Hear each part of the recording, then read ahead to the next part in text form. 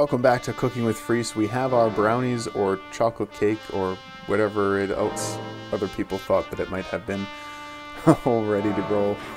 And our arm ring, or what is to be our arm ring, is set in it.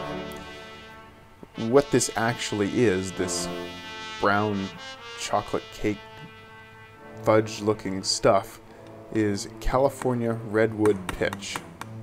This is what's called a soft pitch. It's a pretty good pitch from what I've read. So that's the pitch that I decided to go with.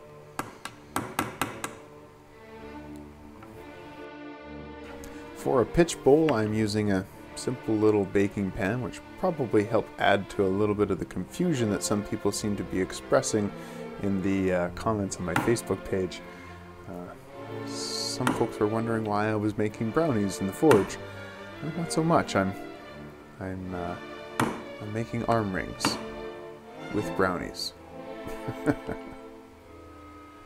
This is a bit of a slow process.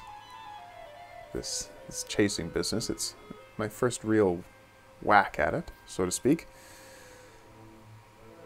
But it went fairly well, I think. It took a really long time. You get your music going though, and everything kind of moves at a pace. You can see your progress, which is nice. You have to do a whole lot of passes.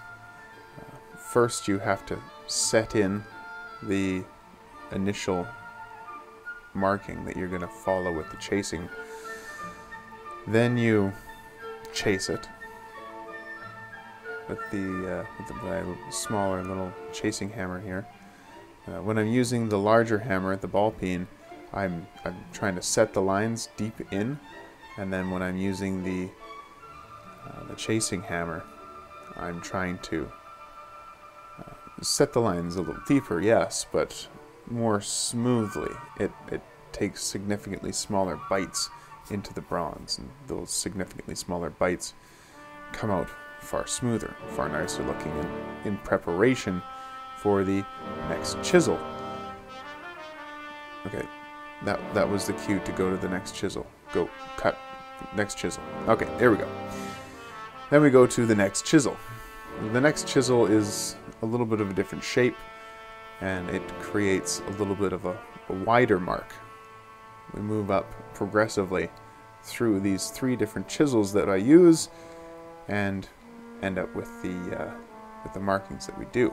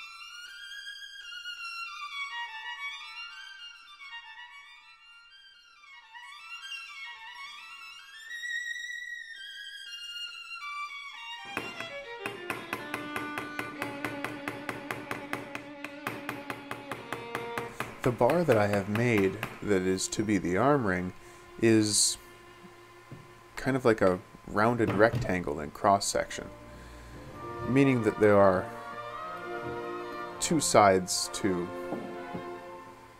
each of the things. So one side is a round, one side is a flat, and then there is another side that is a rounded, and then there is another side that is a flat. So everything that I have done thus far on the one side now needs to be repeated for a second time on the other side. What I'm doing here is I'm starting one of the lines.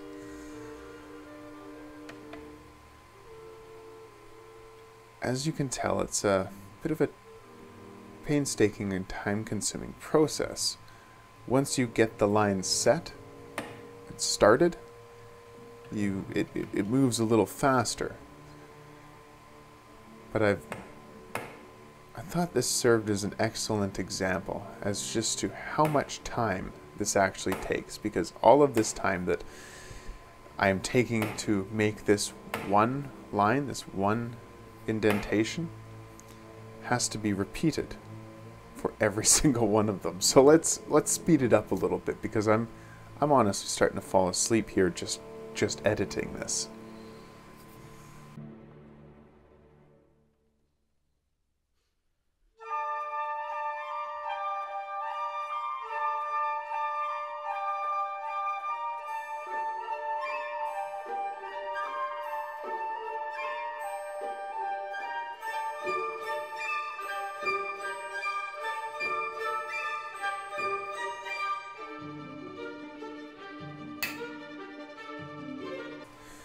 Here we are beginning the cutting of the channel that is to hold the silver that is to be inlaid into this arm ring. I really had great hopes for this whole thing.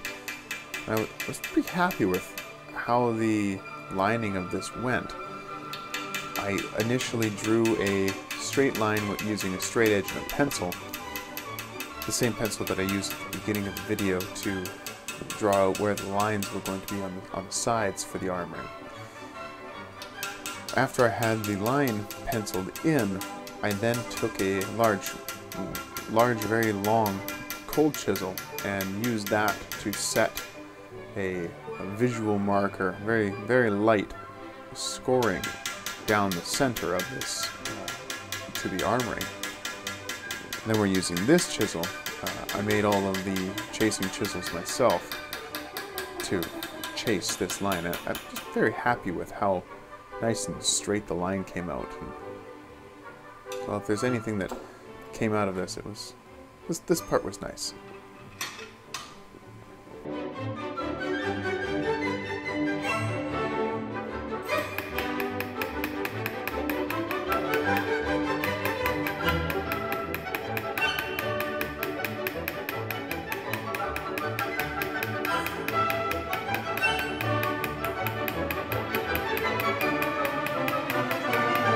In order to have the silver stay inside this channel that I'm creating, the first thing that I need to do is to chisel down that straight line. And that's what I'm using this chisel here for. It's widening the gap just a little bit, so that way I can come in from the side, as I'm doing here, to undercut and create a place for the silver to go when I hammer it in, so that it doesn't escape or pop out. So I'm creating I'm almost locking the silver in. At least that was the intention. Stand by for calamity.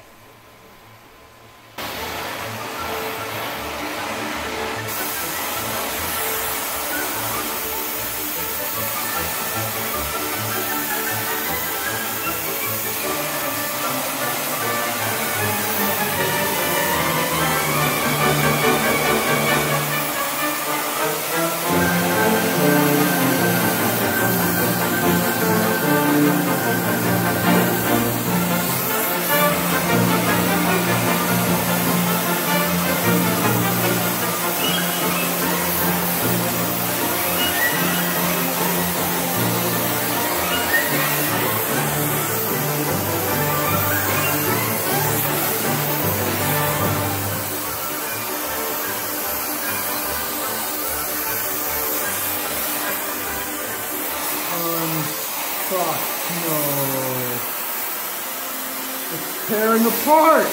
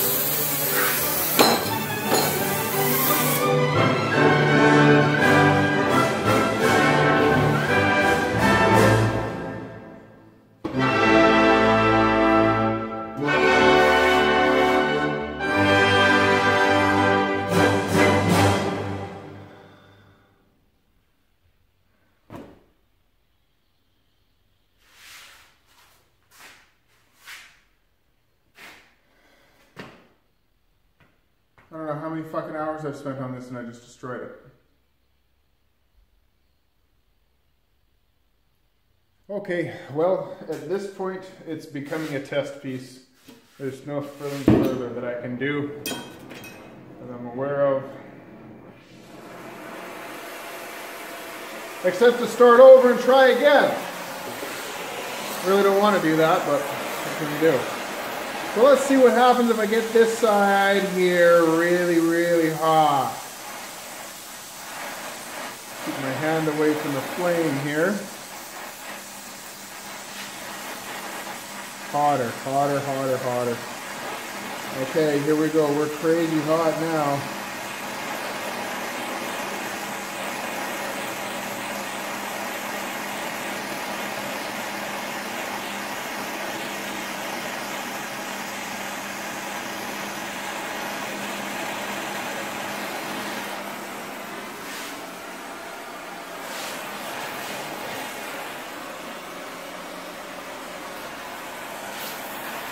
Wow, there we have it. It wasn't hot enough when I did it. Let's get this whole piece here. Hot, hot, hot, hot, hot.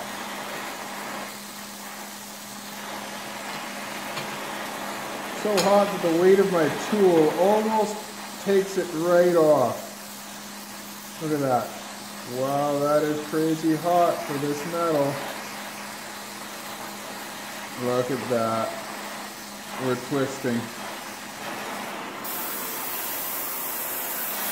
And then my piece here that where it was coming apart has opened up further. But this other section here, remains intact. I was worried that I was getting it too hot. My problem was that I did not get it hot enough. Unfucking believable. I was too cautious. I was worried about overheating it. I underheated it. Fuck. Fuck.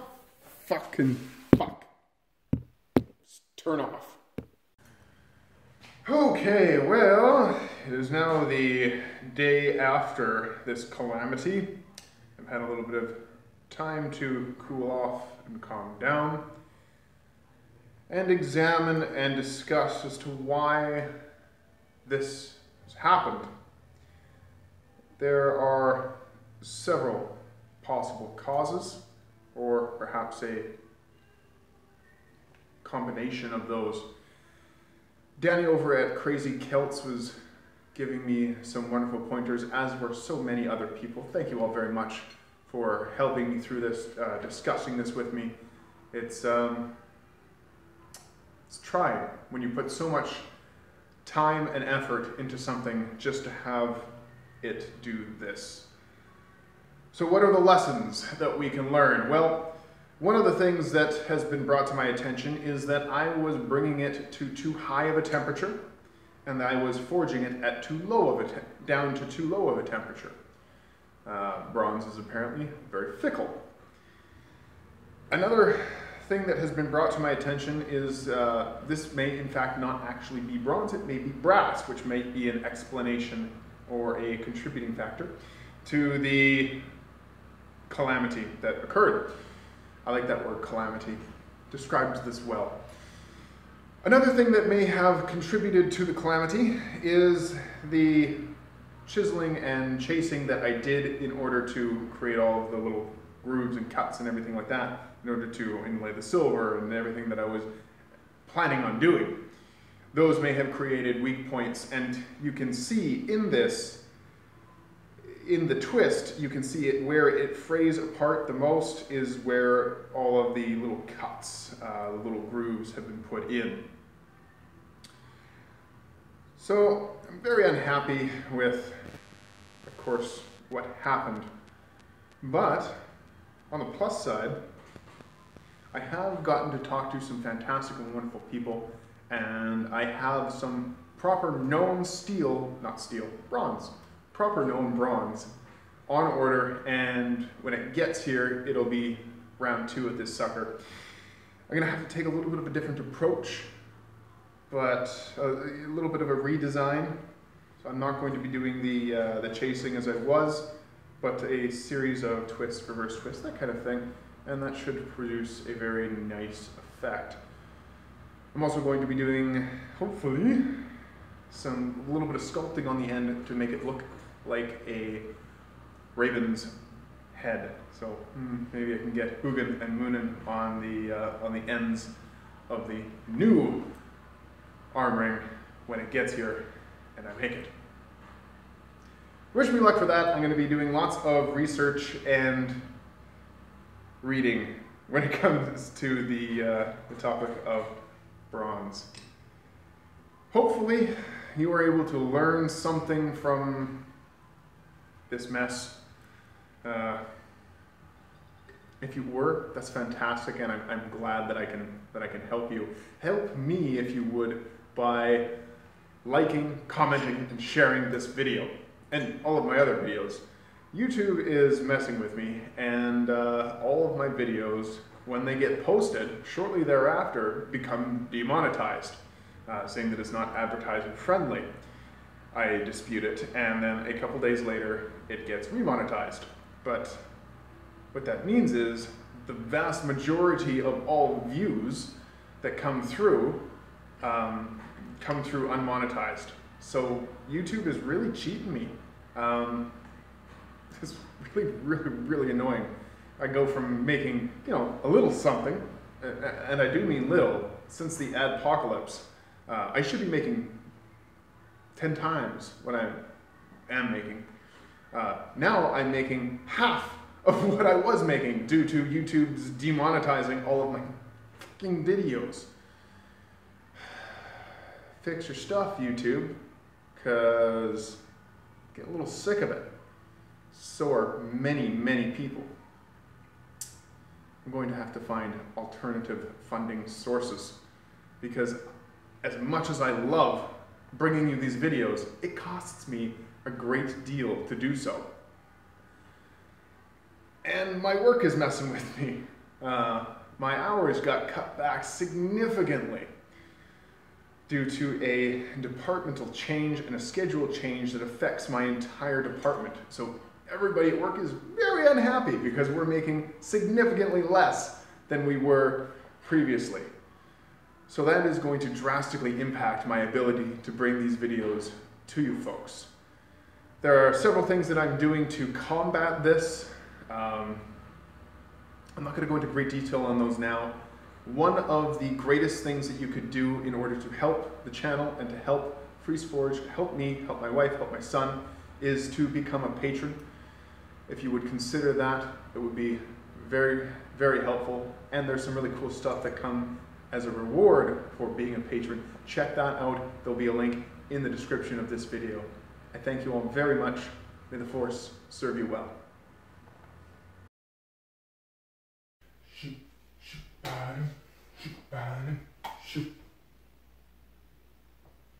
Well, you're still here. It's over. Go home. Well, I guess since you won't go away, I'll take this moment to thank my fantastic and wonderful patrons. You guys are amazing. Thank you very much. I love you long time. Over here, you'll find a couple of videos I've done. This one is my most recent upload, and this one is one that YouTube has decided via its algorithms that you might enjoy. We all know how wonderful and fantastic and perfect YouTube's algorithms are, so I'm sure you have nothing to fear.